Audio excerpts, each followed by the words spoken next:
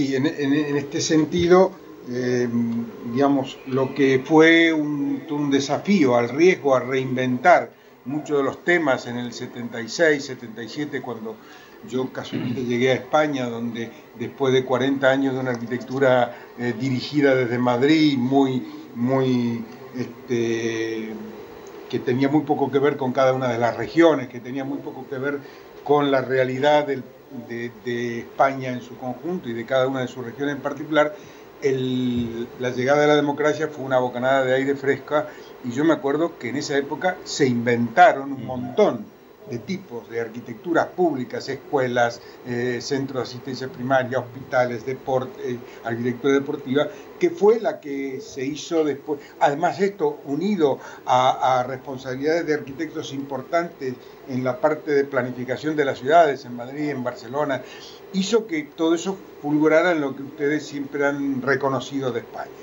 Pero todo tiempo tiene su término, y es verdad que ahora estamos en un momento donde yo encuentro a las administraciones ahora muchísimo más conservadoras de lo que eran en el año 76. Es decir, ahora imponer o proponer, más que imponer, una solución estructural un poco arriesgada o un material un poco nuevo, usado de una manera distinta, hacer que la arquitectura pública sea un poco la que abre el camino, se está haciendo un poco cada vez más difícil. Cada vez el presupuesto es inamovible, las ideas de decirte en vivienda que no puedes hacer una casa si no tiene techo de teja, o sea que no había pasado nunca. Esa es la realidad de un poco de la regresión española, y creo que a la larga, dentro de poco tiempo, se empezará a notar que esta imagen seductiva y valiosa, yo creo que de la arquitectura española, va cambiando.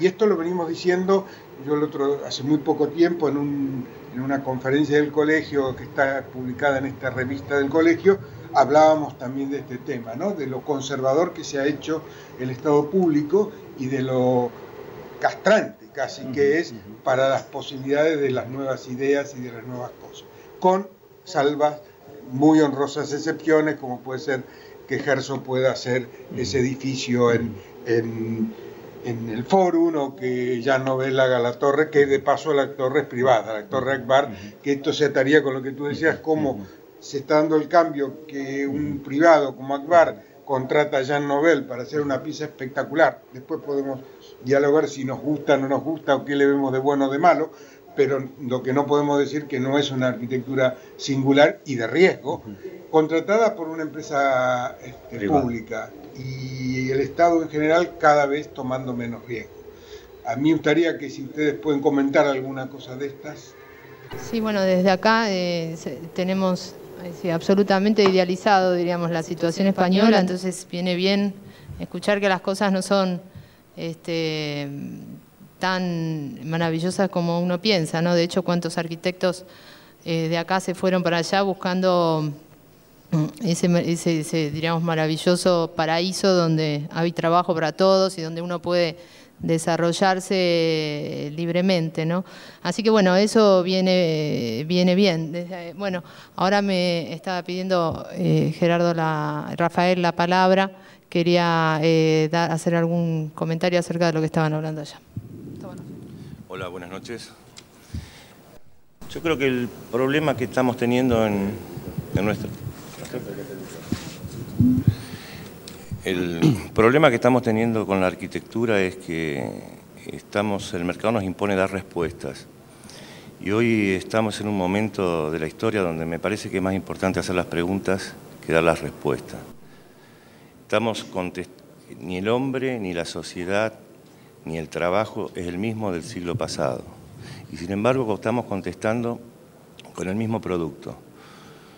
Yo siempre digo, si uno tiene que hacer una escuela, uno pregunta cuántas aulas, cuántos alumnos, y le da un producto escuela, que tiene un patio, tantas aulas. Ahora, si uno se pregunta cómo va a ser la educación dentro de 10 años, ya las respuestas empiezan a ser menos certeras, ¿no? Yo creo que estamos en un proceso de cambio tan importante que tenemos que empezar a cuestionarnos algunas cosas y a refundar algunas cosas. Porque todas estas nuevas tecnologías están cambiándolo todo mucho. Y una de las cosas que creo que entran en crisis es el anclaje espacial de las actividades del hombre. Ya hay un montón de cosas que podemos hacer sin necesidad de espacios específicos. Y eso creo que es uno de los puntos que tenemos que empezar a trabajar en arquitectura, ¿no? Yo quisiera agregar algo sobre este tema, y es que en realidad me parece que esto que Mario dice que pasa en España es producto de un nivel de desarrollo, de absorción por la sociedad, por los mecanismos de funcionamiento de la sociedad, de la profesión de la arquitectura. Digamos que es un problema que es contradictorio, porque a la vez es positivo y a la vez tiene este aspecto negativo que señala Mario, porque nosotros en realidad estamos en una etapa previa, en una etapa anterior a la absorción de los problemas de la profesión, de la capacidad de la profesión de integrarse a la sociedad, y esto es lo que yo decía originalmente. Nosotros tenemos el problema del acceso a la obra, en principio.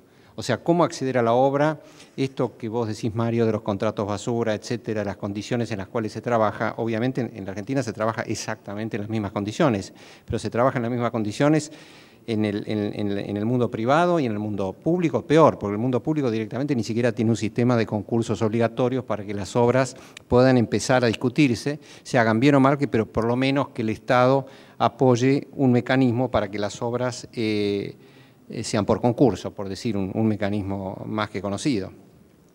Entonces son como momentos distintos. Obviamente que la profesión en los últimos años ha cambiado muchísimo su característica en las últimas 2 o 3 décadas y se ha convertido en una profesión más masiva. Al perder el aura, la profesión de alguna manera consigue más cosas, pero también diría que se aburguesa, por decirlo de alguna manera. Se hace más extensa, se hace menos riesgosa, y la sociedad lo que acepta de nuestra profesión son los 2 puntos extremos, es la sorpresa o la medianía, digamos. O no quiere ninguna sorpresa o quiere una gran sorpresa. En el medio es como si no hubiera nada, pero en el medio en realidad es donde está la gran corriente cultural de la producción de arquitectura, que es la que hace las ciudades, que es la que presta servicios a la gente, etcétera. Yo, por de pronto, me parece que ese es uno de los aspectos importantes en los que debería centrarse nuestra profesión, más allá de las modas formales, y tampoco le doy mucha importancia si algo se parece mucho a otra cosa, porque también hay una cuestión en la que se relaciona exclusivamente el aspecto formal, el uso de la tecnología como una taxonomía de la arquitectura contemporánea, y en realidad me parece que eso no tiene mucha importancia. Lo importante es qué es lo que está detrás de las ideas o delante de las ideas que se proponen y cómo esa arquitectura sirve y hace un aporte a una cultura en un determinado momento. Sí, a mí me gustaría que Xavier Rovira, un poco desde lo que plantea Rafael sobre la caducidad o el momento de crisis de los programas y de la respuesta a esos programas, con el ejemplo muy claro de las escuelas, y lo que plantea también Tito sobre los distintos momentos de cada lugar, tú que estás en la profesión y en la universidad, pudieras dar una...